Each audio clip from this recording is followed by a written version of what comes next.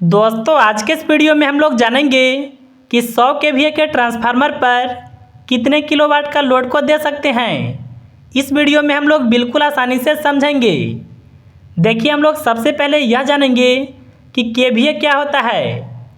देखिए कोई भी इलेक्ट्रिक मशीन आउटपुट के रूप में पावर सप्लाई को देता है तो उसका रेटिंग को केवीए में मापा जाता है।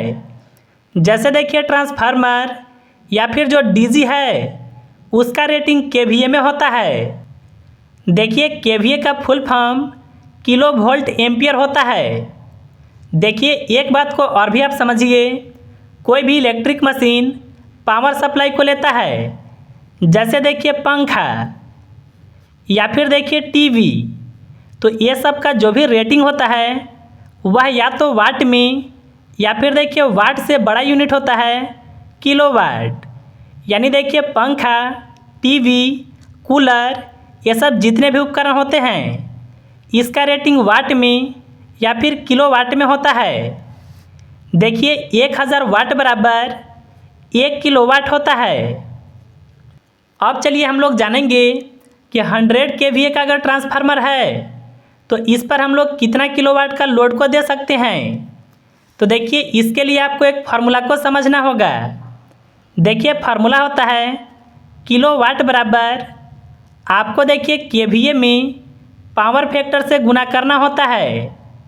देखिए यहाँ पर आपके मन में सवाल होगा कि यह पावर फैक्टर क्या होता है। तो देखिए यह एक तरह से करंट का लॉस होता है।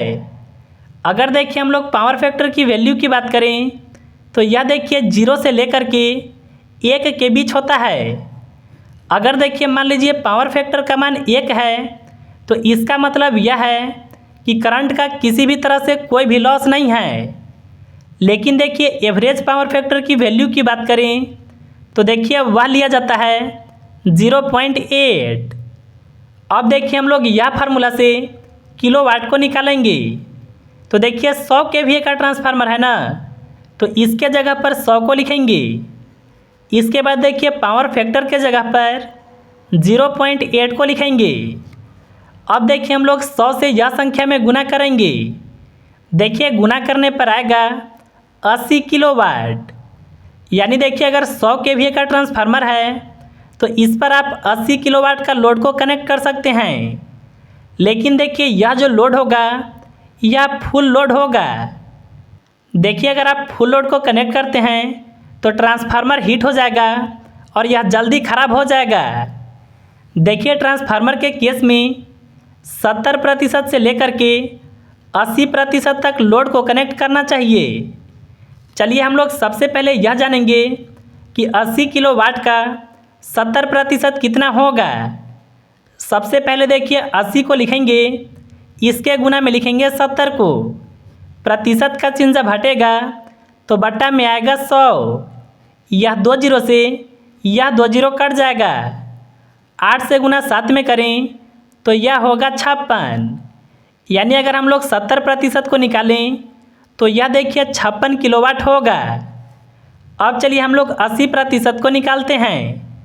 तो देखिए सबसे पहले 80 किलोवाट को लिखेंगे और गुना में देखिए लिखेंगे 80 को।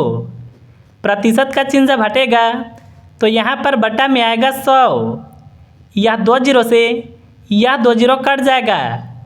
8 से गुना 8 में करें यह होगा 64। यानी देखिए 80% 64 किलोवाट आएगा। यानी देखिए आप सही तरीके से यूज़ करना चाहते हैं तो देखिए 56 किलोवाट से लेकर के 64 किलोवाट के बीच में इस पर आप लोड को दे सकते हैं। तो मुझे उम्मीद है कि आप बिल्कुल आसानी से समझ गए होंगे।